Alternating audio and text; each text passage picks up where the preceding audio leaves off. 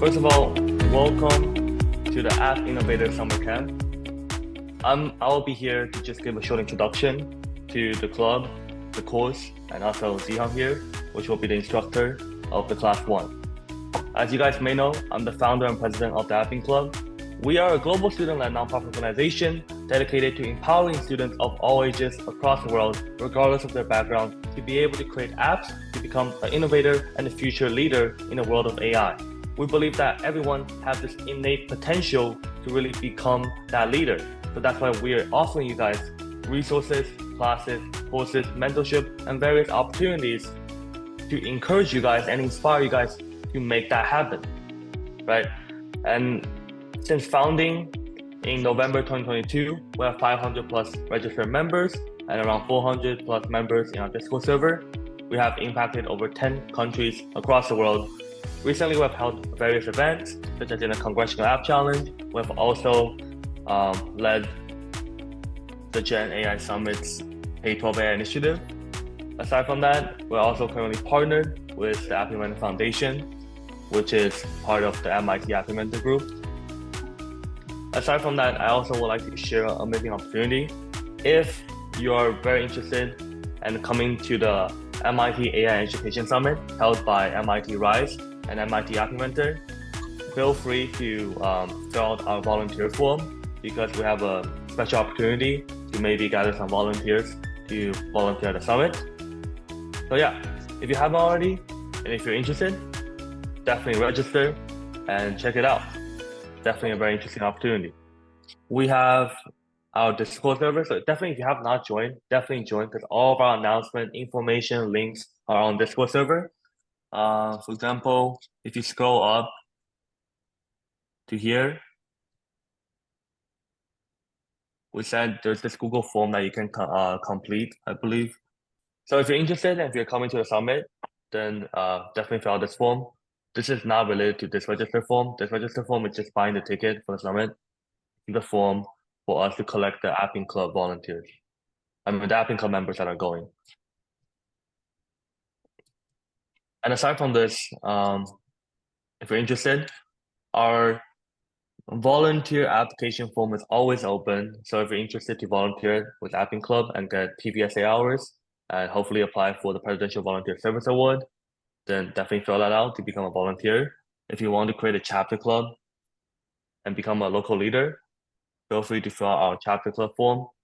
Our officer application form is actually not closed right now because the previous one was just part 1. We will be sending the announcement message for part 2 very soon. So yeah, this is all in our announcement server. So make sure to check it out in our Discord server. With that said, I would like to pass my mic to Zihan over here.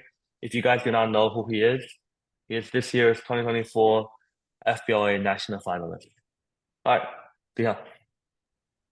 All right. Before we begin, can we have everyone type in where they're zooming in from in the chat? East Bay, California, Massachusetts, Washington, Vancouver. That's nice. A lot of you guys are from California. That's nice. Newark, Pennsylvania. Hey, I'm from Pennsylvania too. So looks like we got most of you guys. So I'll begin with the class 1 of the summer Innovator App and Club, no, App and Club Innovator Summer Camp class 1. Sorry about that. Okay, let me share my screen. So let me introduce to you the teaching staff for the next 3 weeks. The first class, which is this week, is me, Zihan Lee. And the second instructor for the second class would be Richard Xiong. He'll be going over the technical tutorial of MIT App Inventor. And for the third class, it will be Michelle Yang, which she will be wrapping up the Innovator Summer Camp. And this is an important note for how to take advantage of this class. One, make sure you're in the class on time and don't miss any important information, obviously. And 2, follow the instructor in whatever activity they're doing. This may include whether it's like asking a question in the chat and waiting for students to respond, or doing an in-class lab with MIT App Inventor and following along on your own device. And third, just uh make sure you're engaged, right? And the third way to take advantage of this class is to discuss any problems or ideas that you might have in the Discord group. And I'm pretty sure all of you guys are from the Discord group, I assume. But if not, I can put the link in the chat real quick. Hold up.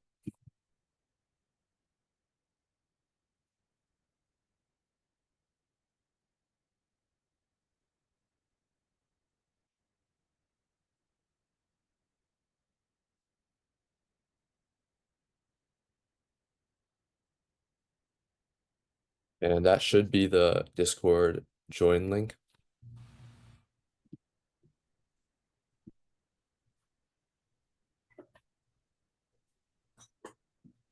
Okay. Now,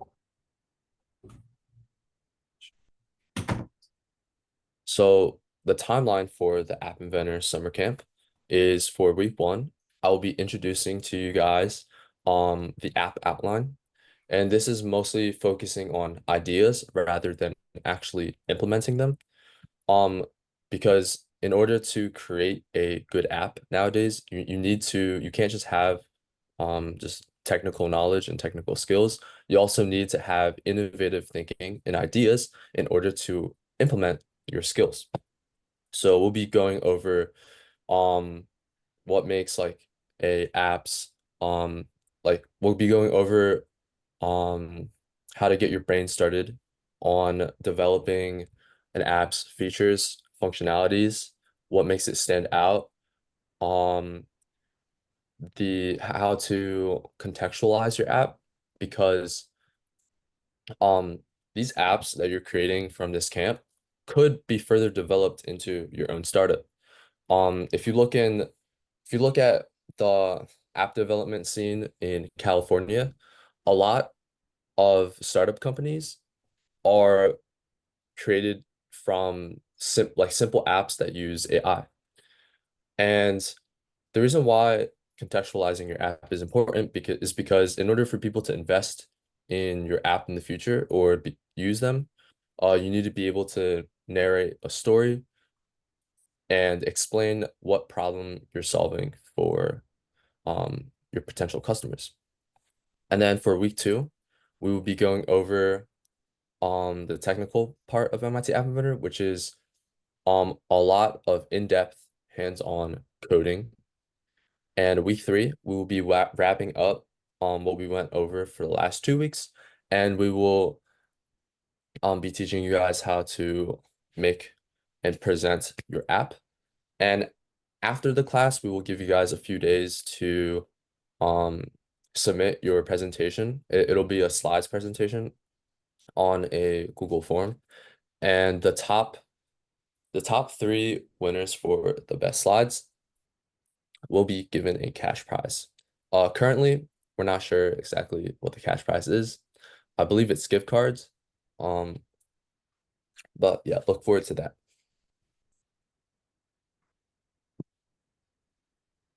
And for today's agenda, we will go over the introduction.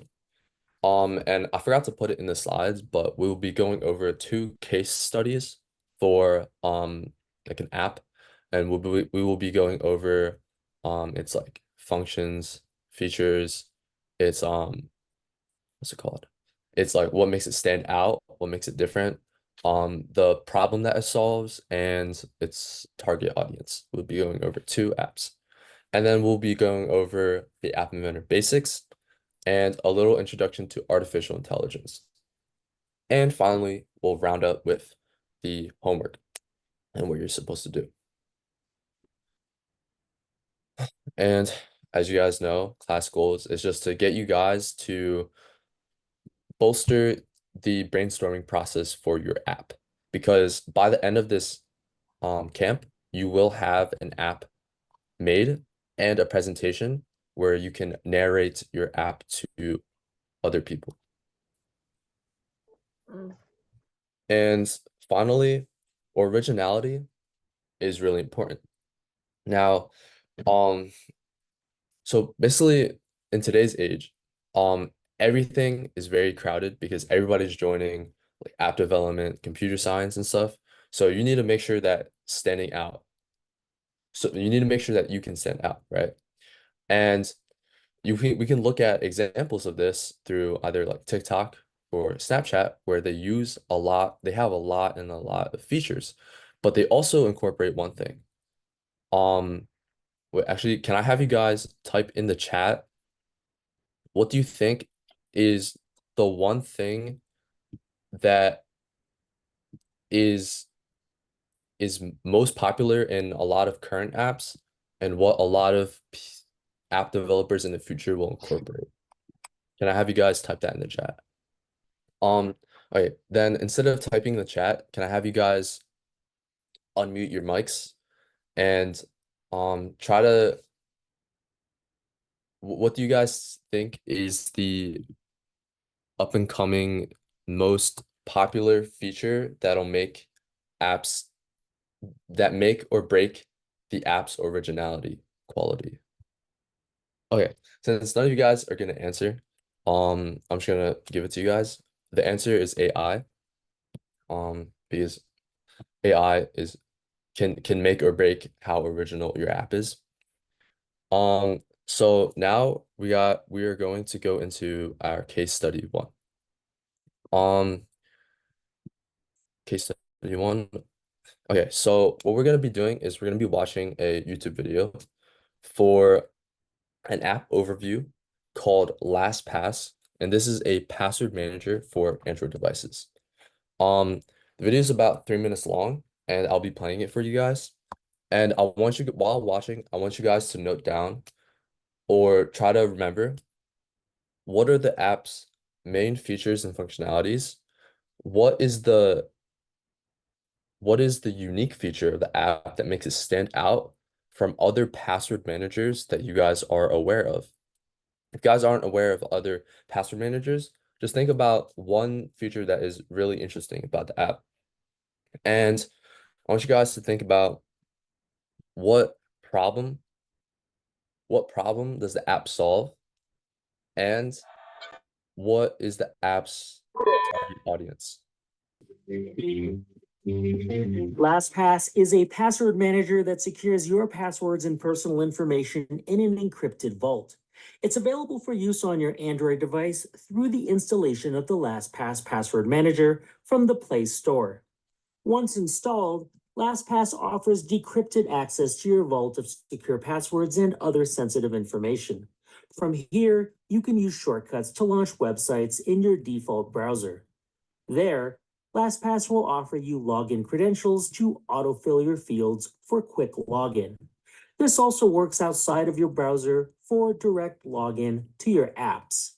Even if the username and password are entered on separate pages, LastPass will offer you the proper credentials to autofill with. This is best used as an extension to your premium or business account, so passwords can be synced between your workstation and Android devices. To start, once the app is installed, log into the LastPass password manager. Before you log in, you may want to consider changing your login settings to remember your email or even enable offline mode. Once you're logged in, open the menu from the top left and at the bottom access settings. Here, we'll be making a few changes under security and autofill. We'll turn on autofill first for your current flavor of Android, which means going to your autofill service for passwords and account settings and changing it to use LastPass. You may also want to turn on use inline autofill should you prefer it. To be on the safe side, we're going to turn on autofill for legacy apps. This means going to accessibility settings and for the LastPass app, turning it on. Now you can autofill with LastPass and it'll work on all browsers and apps. A few additional changes we can also make back in settings is going under security and allowing unlock with biometrics. This means the LastPass app can unlock using a thumbprint or Face ID, depending on the capabilities of your device. We also recommend allowing account recovery with biometrics. This makes things easier to recover your account should you ever forget your LastPass master password. Login with biometrics is also a great option to allow. This passwordless login lets you log into the app with biometrics as opposed to just unlocking it with biometrics. You can test this by logging out and then using the biometric options rather than your password to log back in. Okay, now that you're all set up, you can test this out by opening a browser, going to a website, and creating an account. For this process, you'll need to go into security in the LastPass app to generate a secure password. We highly recommend this when creating any account. It's definitely the best way to secure your account. But once the account is created, you'll then have the option to save those credentials into your LastPass vault for use in the future. Something you'll then be able to use between your workstation and Android devices. Well, that's about it for LastPass on Android. To get additional support, check out support.lastpass.com. Okay. So after watching the video, can we just have a few minutes for people to just call out what are some of the things that they've noted about the app? Okay, can everybody in the chat put some of the main features and functionalities of LastPass, as well as the problem that it can solve and the target audience that it targets and its most standout feature? I'll give you guys a couple minutes to think about it and put it into the chat. Okay, so it seems that the chat has stopped. So I do see people saying biometrics. That is pretty interesting, but actually that would be one of its unique features. But I'd say another unique feature is there's a security dashboard for the app that lets you see um the health or the strength of each person's password, no, of each password for an account, whatever. And that is really important because it saves you time from like keep on changing your password, and you can immediately solve the strength. You can immediately fix the strength of your password. Um, it remembers your passwords and autofills it for you. Yes, that's true. It does. I mean, those are like common password managers. So if you don't have that, then it won't really be a good password manager. So that's important. Ability to use the app while being offline. Yes, that is also good. And so Maggie said password manager. That's very specific. Um, but yeah, and to add on to the chat, I think that the app targets people who want a simplified like Android user experience. So people who use Android devices, which is very broad, but also helps like families who have, because families is like a network of people, and they might have a shared like account, and in that shared account they'll have multiple passwords for various apps and stuff. And so I think password manager is great for families as also for businesses as well. Um so yeah, I think that's like a target audience.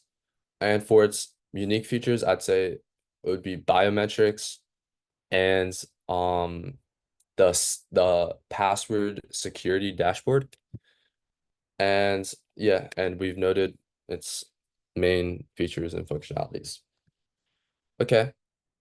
So now we'll be going into the second case study. This one is a little longer. It's about like 6 to 7 minutes. Please pay attention to the video because you will need to like output information into the chat about the video. So this app is called Olio, and it's a food donation app.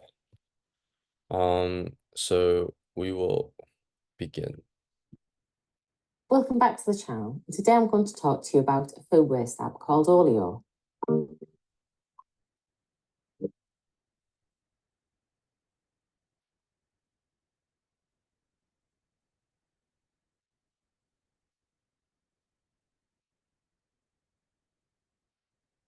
Olio is a free to download app, which means that you can view food locally, request it, and if you're lucky enough to get it, you can go arrange a pickup and go collect it. So the easiest way to explain Olio is to show you. So you'll need to go to the App Store and Play Store and download the Olio app. Then you'll have to set up an account. There does often pop up windows about pay, just as thinking you don't have to. It is a free to use site once you've got it, and I will talk you through how to use it. Right, so here you can see I've got the Olio app. So I'll click and open it. Right, so I'm going to show you how to set the settings. Personal, volunteer. So I've left it as all. It's food source. Availability only or just gone. So you can put all, but I just put availability. I'm willing to travel up to 3 miles. If you're walking, set it at lower. And I've put newest first, but I can put closest if I want to only see what's nearest me first. So I'll apply the settings, and there you are. So I can see here that there's some mince pies, there's some bread, cake, vegetables. Bear in mind, the best time normally is on a night when they're putting it up fresh, but as it's New Year's Day, there's an awful lot of stuff. Right, so I'll go for this, just random baguette. So I'll click on it and I'll explain to you how it works. So you can see it's a white baguette. It has yesterday's date on because we're on the 1st of January, right? Pick up times, collection times, Sunday, and that's she's telling you when she's collect. And all of them say bring a bag, or you leave a bag and take the bag that they've took, right? There's a little map to show you roughly where it is, and they'll give you the exact address when you ask for it. And if you wanted it, you hit request. It'll tell you here. Tell them when you can pick it up, and will do. So you'd write your message, please may I have, is this still available? If so, can I have? And always remember to let them know when you're available to collect. I often say, when you finish posting, let me know. Decide if you want to have the newest things first or the nearest to you. At the minute, this is set to the last things that somebody posted, the newest to first, and so on. So have a little look through, and you might think, I need a loaf of bread. So you're going to, and bread, that's the bread you want. That's great. So you're going to be going to Lynn's anyhow. So you're going to request the bread.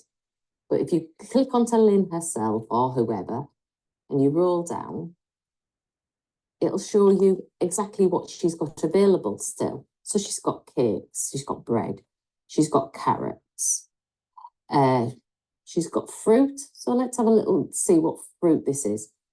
They look like they're possibly kiwi or, yeah, I think they're possibly kiwi. Yeah, a 4-pack of kiwi. But as I say, it's yesterday's date. So I would request that and go and collect it if it's still available. So what you find is once you've requested your items, you're then waiting for this little message thing. That gets a little red dot on it to tell you that there's a message. So you then would open up your messages. As you can see, I've got some because I'm going to go and do a collection and to show you. So there we are. I'll open that one. Please may I have? And then she said, yes, it's available, so I can go collect it. And then at the end, she will tell me where to go and collect it and what time it's available. But as I also said to you, if you look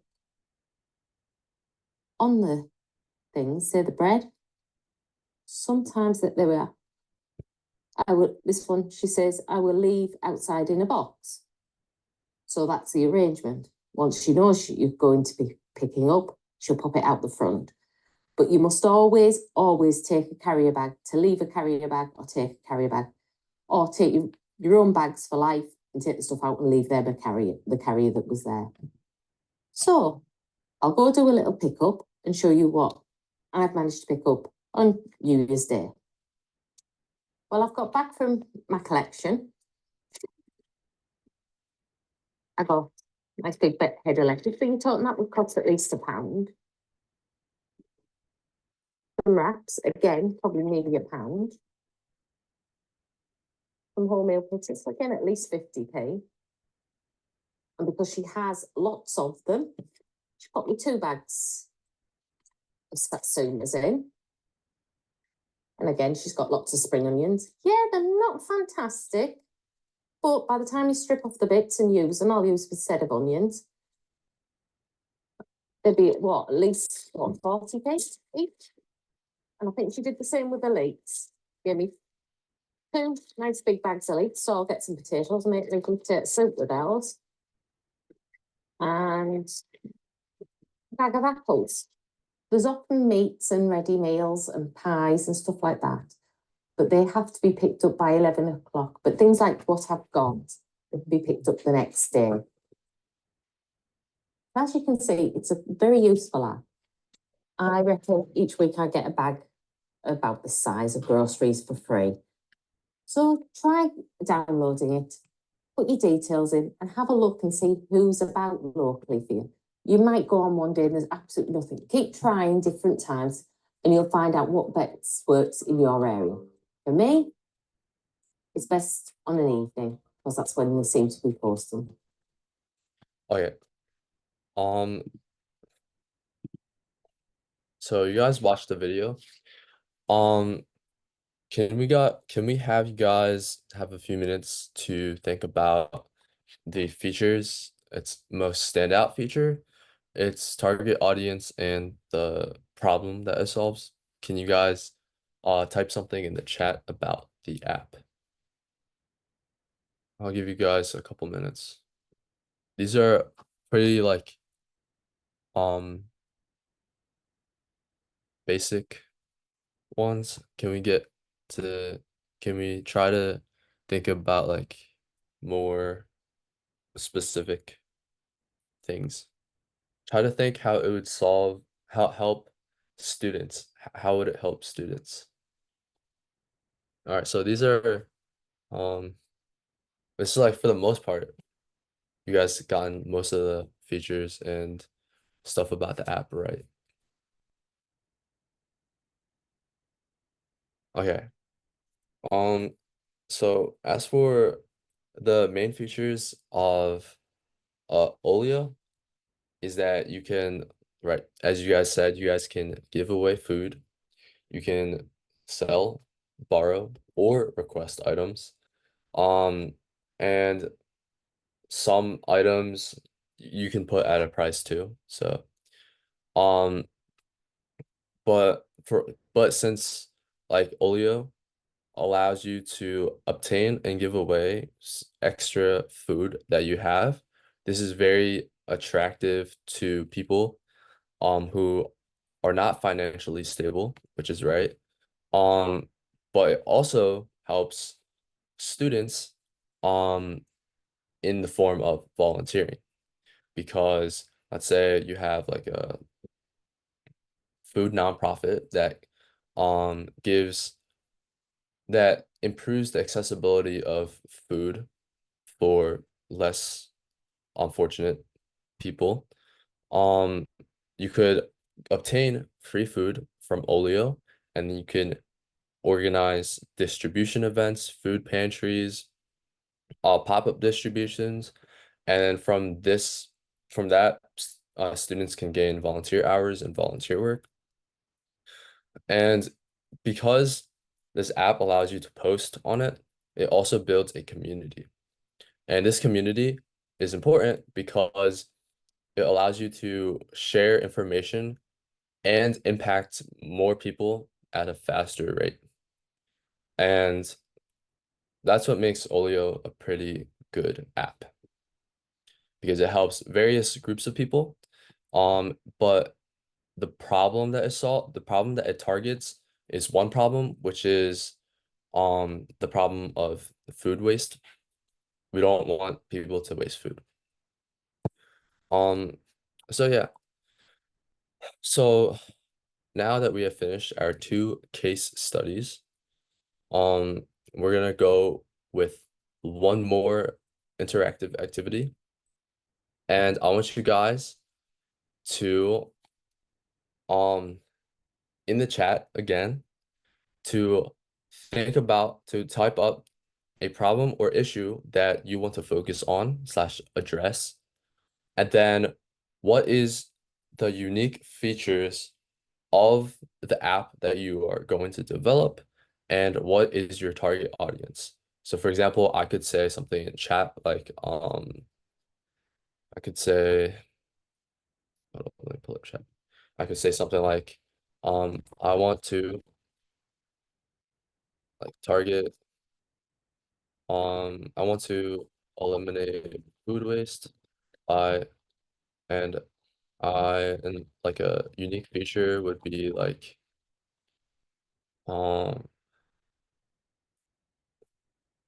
you can find local food banks near you and restaurants / grocery stores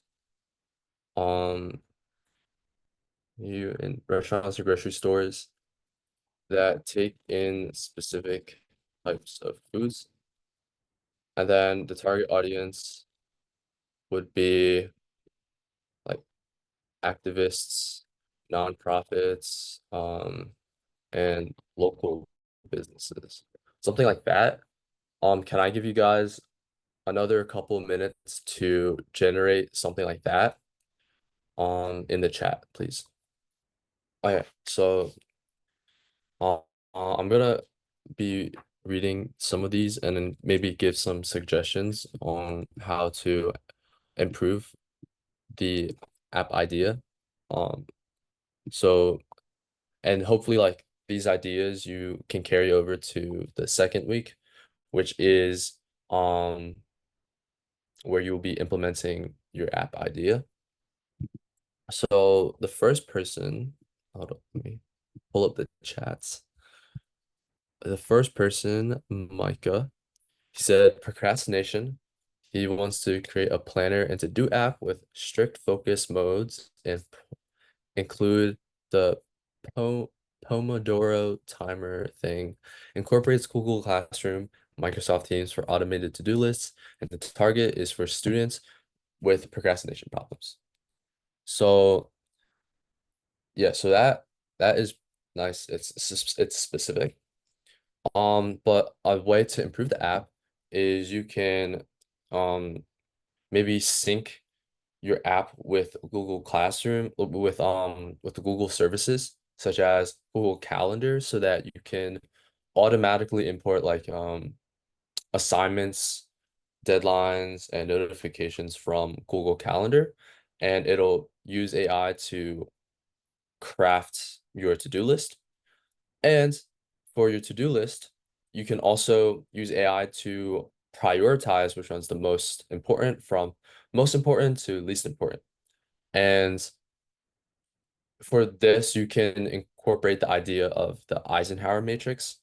In case you guys don't know what the Eisenhower matrix is, it's like a way for people to prioritize tasks, and think of like a 2x2. And the first most important task in the box would be the most urgent and most important task. Important meaning it has heavy consequences if you don't do it. Urgent means the deadline is early. Now the second next task that should be prioritized is the work that is not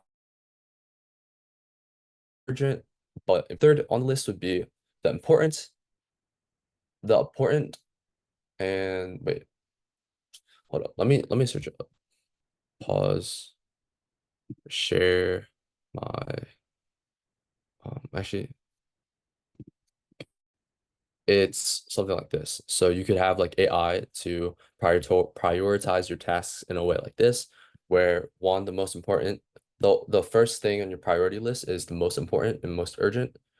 The second thing in your list are um the not urgent but important tasks. And then it's the not important and urgent tasks. And then finally, the not urgent and not important tasks, you can put those at the bottom.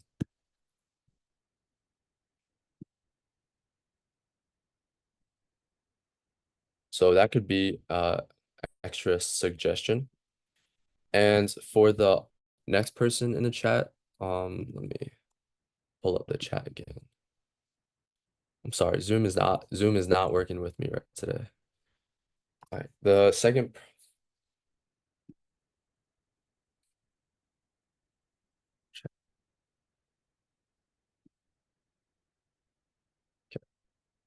so the second person is Fred. He said he wants to create a criminal alert app to create a safe space for people settling in communities or people going on vacation. And the unique features he says was the ability to contact local authorities and have the app generate recommendations for safe neighborhoods slash vacation areas. And to be more specific with your criminal alert app, you can maybe include features like live notifications where it can give people's like geolocations, and maybe if like they are like a repeated like offender of some sort or criminal that is in like a criminal database, maybe you can partner with like a the maybe like a police department and partner and get like verified data on like certain people that are criminals.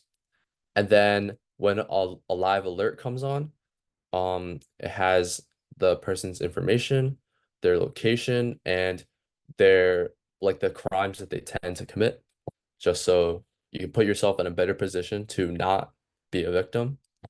Um, and then this could become like a startup idea. You can create like a security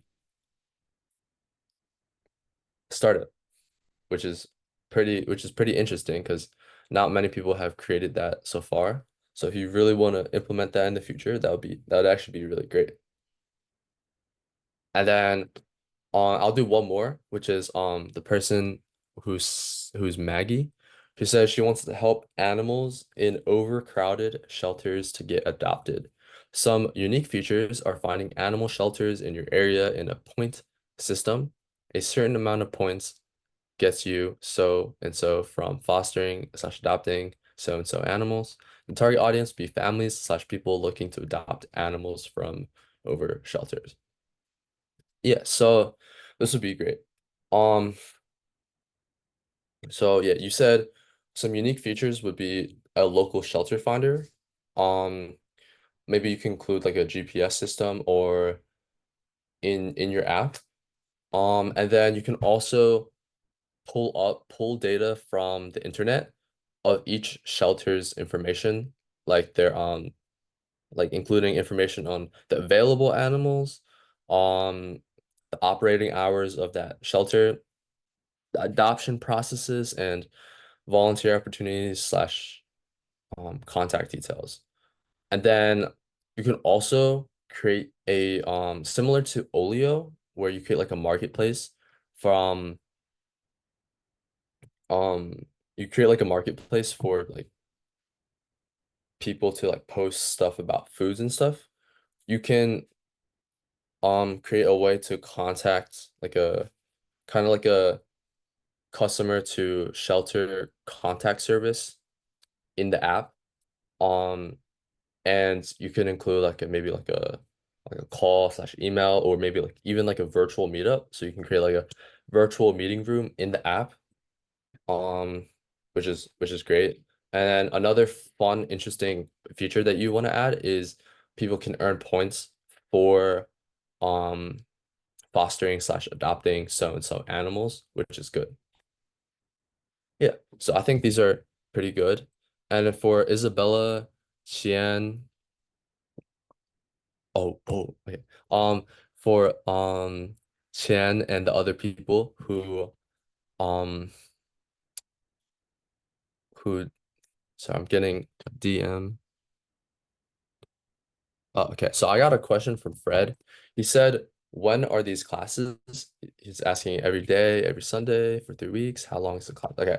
So basically, it is every Sunday for this week and the next 2 weeks. So it'll be July 14th, July 21st, and July 28th. And I believe it's at 1 p.m. PST. Here, let me write it down.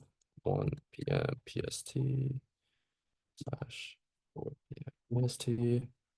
On July 14th, 21st, and 28th. And the class will last about like an hour, so we're almost finished. If you guys are wondering.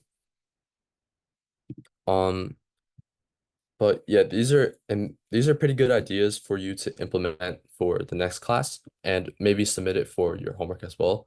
So for those of you who submitted into the chat, you've basically already started your homework.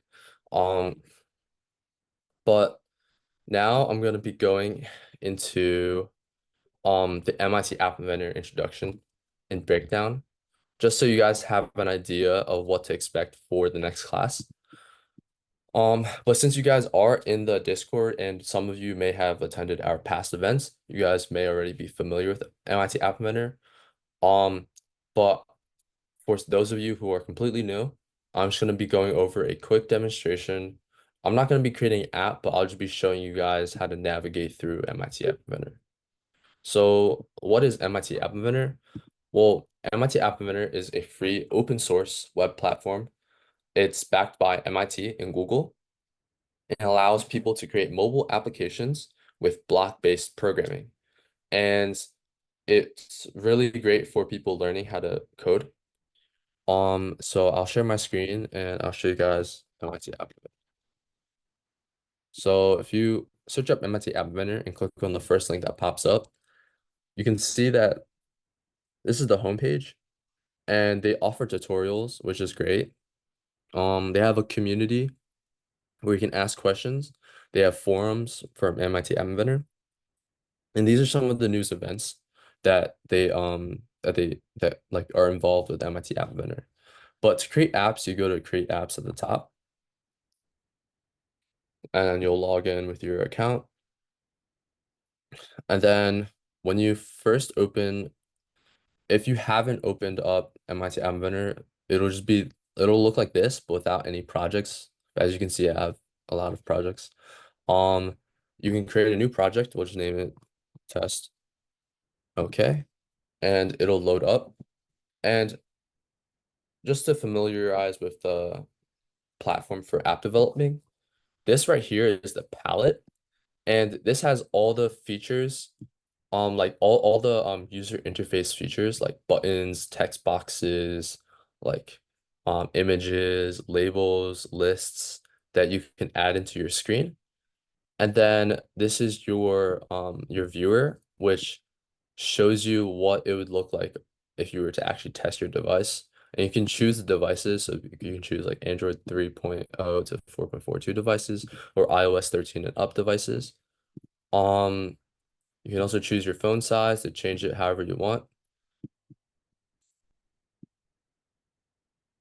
And then over here is the all components. So this is your component list. So if you want to like, let's say you add like a text box, into the viewer and a button into the viewer, the component list lists all of the components that you have in the viewer, and component, each component list item corresponds to the component itself in the viewer. So this button, you can name it something. You can name it like BTN1, and then whatever you do with this button, it'll it'll show up in the viewer, and whatever you do with this text box, it'll show up in the viewer. And this right here on the right side is the properties. The properties tab, where you can change the font size, the color, the height, the width on the background, the font. And this is the entire front end of your app. So this is what the viewer sees when they use your app. And to actually make your app work, you have to go into the blocks up here. And here you can code. So basically, these are built-in structures, which are just general programming logic blocks. Like control would be like if you do something, then something would happen. Logic blocks would be like if something's equal to something. The math blocks are allow you to do arithmetic operations and numbers and etc. And then over here you can see your component list as well.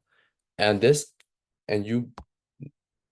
lets you interact with your components. So if you want to click if you have a button in your app, right, you obviously have to click it and something happens after you click the button. So what you do is you click on this button component right here, and then you have these control structures and you have these properties. And for these yellow blocks, they're like an event handler. So if like you click on the button, then something would happen. So then you would you would set like the text box's text to something, to whatever. But this allows you to code everything you need to for your app. And then if you're worried about these other buttons here, they're not that important, but if you really want to know, um, it will be taught in the second class for the App Inventor summer camp. And yeah, we went through this. Now, we're almost done here, but we're gonna be talking a little bit about artificial intelligence. Now, as you guys may know, because you guys are in this app development server, but AI is basically like a computer system or any technology that simulates human intelligence, and it helps you perform problem-solving techniques. And the ultimate goal of AI is to replicate the human brain. However, this is not possible yet.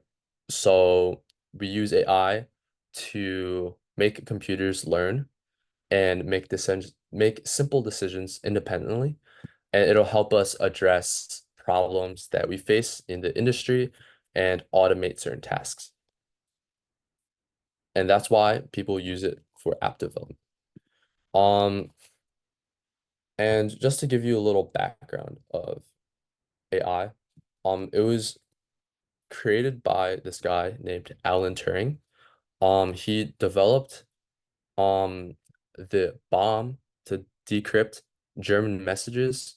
I'm not sure if I'm pronouncing it right, but the bomb to decrypt German messages encrypted by um their their Enigma machine during World War II.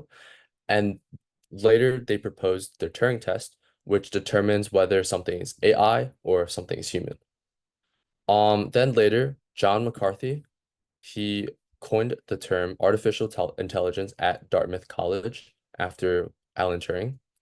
And then throughout the years, there are just various milestones in the AI industry where Weizenbaum at MIT developed ELIZA, which is one of the first chatbots ever created in 1964 to 1967.